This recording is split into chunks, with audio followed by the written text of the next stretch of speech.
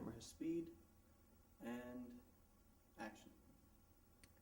Hello, my name is Bruce Zura. Could I stop you for 1 second?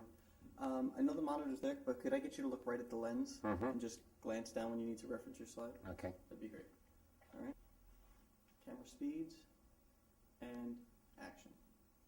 Hello, my name is Bruce Zura. I'm professor of medicine at the University of California, San Diego. In this section, I'm going to discuss hereditary angioedema with a concentration on androgen therapy. This slide shows my disclosures, which you can read. Hereditary angioedema was first described more than 120 years ago by William Osler in this publication. The observation that Dr. Osler made that was particularly notable was the hereditary nature of this recurrent angioedema. He also very nicely described most of the clinical manifestations of the disease.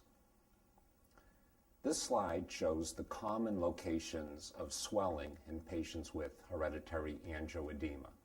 Obviously, hand and foot swelling is common in this disease. Genital swelling occurs fairly frequently in both men and women. GI attacks are notable, as are facial and oral pharyngeal laryngeal attacks shown on the right. The epidemiology of hereditary angioedema is reviewed in this slide. The prevalence remains unknown and is estimated to be anywhere from 1 in 30,000 up to approximately 1 in 80,000 in the general population, leading us to speculate that there are probably between 4,000 to 10,000 affected individuals in the United States alone. Importantly, we're not aware of any ethnic or gender differences in the prevalence of hereditary angioedema. We also don't really know the attack rate in patients who are untreated, but my best guess is approximately 1 attack every 10 to 14 days in untreated patients. What we do know, however, is that disease severity is highly variable between patients and sometimes even within a patient or within a family over time. Also, there doesn't appear to be any simple correlation between C1 inhibitor levels and disease severity. It's important to recognize that morbidity and mortality in this disease have been quite high. Historically, up to 35 or perhaps 40% of affected patients have died due to asphyxiation, and we have seen a lot of morbidity from GI attacks and narcotic addiction and hospitalizations. The onset and I'm going to start this slide over again. This slide shows the location of attacks in a large population of Dr. Borks in Germany. As you can see on the right, approximately 50% of attacks involve the extremities, and the other 50% of attacks involve the GI tract, with only about 3.8% of attacks involving all other locations. On the left, you see the attacks broken down on a per patient basis over a lifetime. And what I really want to point out in this part of the slide is that over 50% of all patients have at least one laryngeal attack, which is, of course, potentially associated with risk of death. Over the past 30 years, a series of in vitro, in vivo, and animal studies have defined the mediator of swelling in patients with hereditary angioedema. And what's become clear is that it's bradykinin through activation of the contact system that actually leads to swelling in this disease. Now, the fact that bradykinin is the mediator of swelling in angioedema has very significant therapeutic implications, which are illustrated on this slide.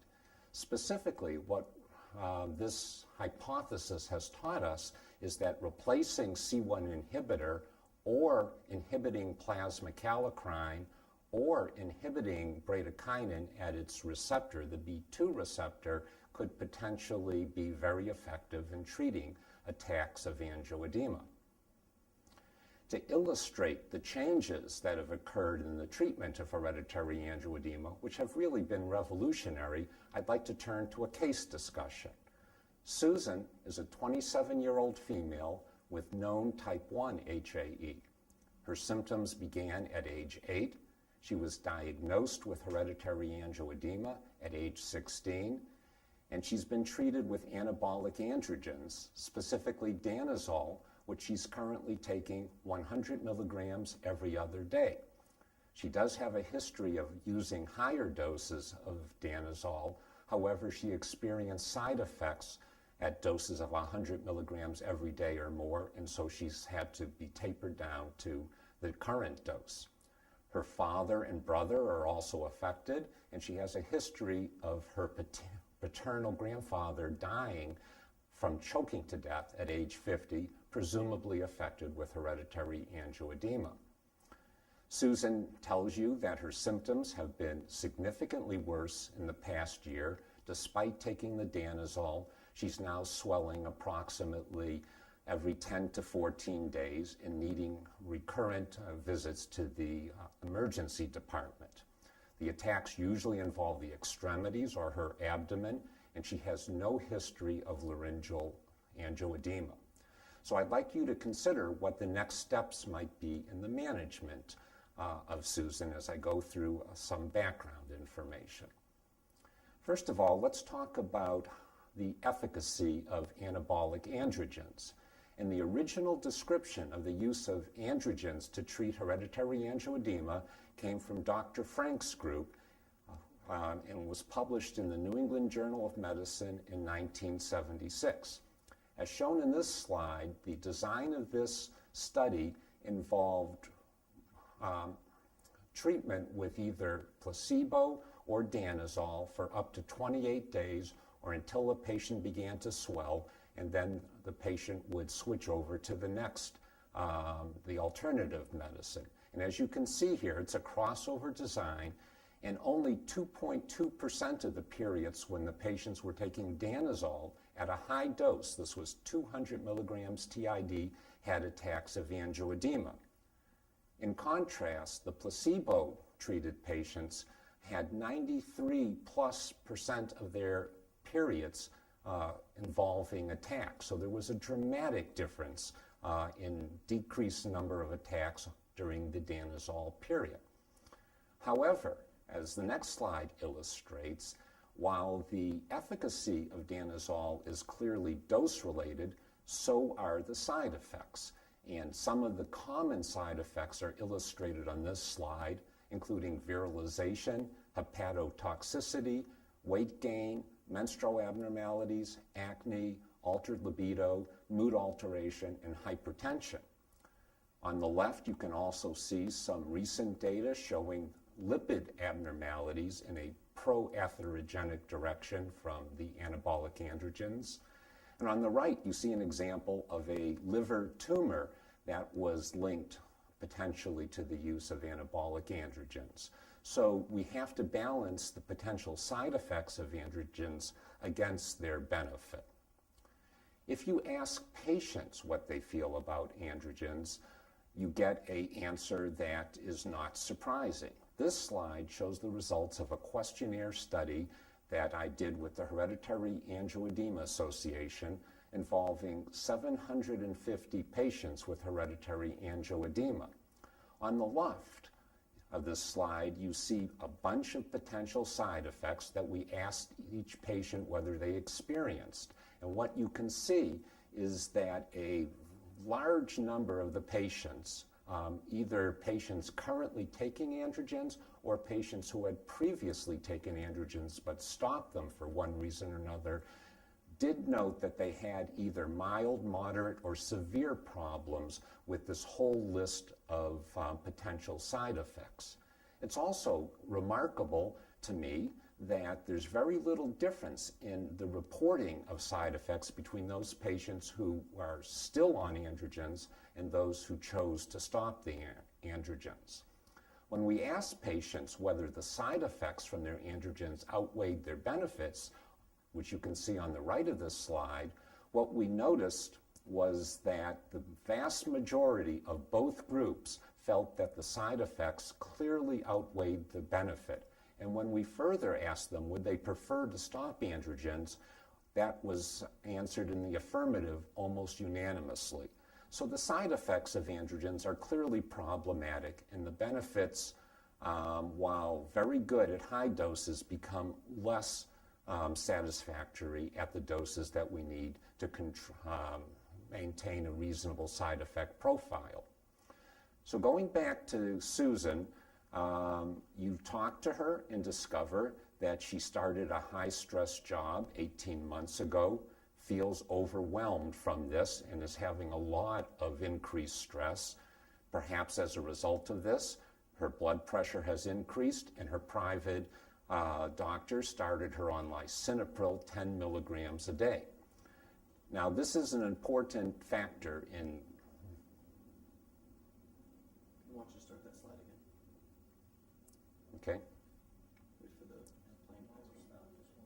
The grandfather, is he 30 when he died? Yes. 50. Did I? The slide says 30, you said 50. I said 50? Yeah, so we should go back to that slide. Sure. In the middle, we're good. Could we just change the slide to whatever I said? And we can put the 50 in there. Yeah, it doesn't make any difference to me. One more second, I'm still here. So let's go back to the case of Susan. In talking with her, you discover that because of a high-stress job, her blood pressure has increased, and her local doctor started her on lisinopril 10 milligrams a day. Now, it's important to note that ACE inhibitors, in addition to causing a risk of angioedema on their own, are contraindicated in hereditary angioedema because they increase the half-life of bradykinin and are very likely to worsen the disease. Therefore, you counsel Susan to stop the lisinopril and switch to an alternative medication. You talk to her about trying to manage her stress, and you discuss on-demand treatment for her hereditary angioedema with either plasma-derived C1 inhibitor or ecallantide. Well, plasma-derived C1 inhibitor is now available in the United States. For acute use, a plasma-derived C1 inhibitor that's pasteurized is made by CSL Behring called Berinert. It's administered intravenously, and it's widely used in Europe, and in fact has been in use in Europe for more than 20 years with no evidence of transmission of infectious agents.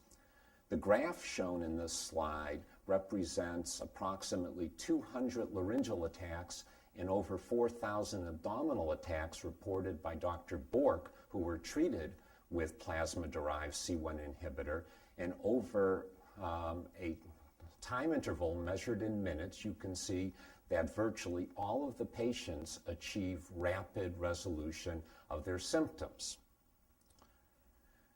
Based on a recent phase 3 study done in the United States, Berinert has now been licensed for use in acute attacks of angioedema in the U.S.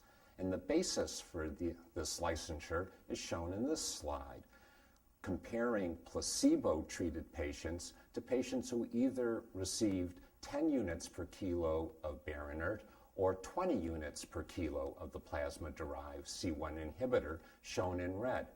While there was no statistically significant difference between 10 units of plasma-derived C1 inhibitor and placebo, the 20 units per kilo dose did have a statistically significant benefit and led to the approval.